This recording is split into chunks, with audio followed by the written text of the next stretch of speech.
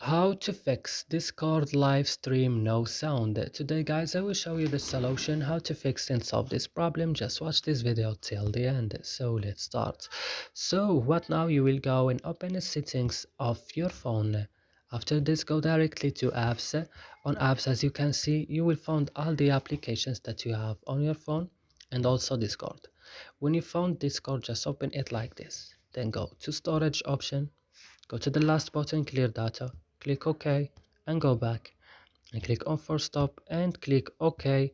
And now the last things and the important things is to go to updating your Discord and also to restarting your phone. And that's it. I hope guys this video is helpful for you. Don't forget to like, also subscribe in our channel. See you another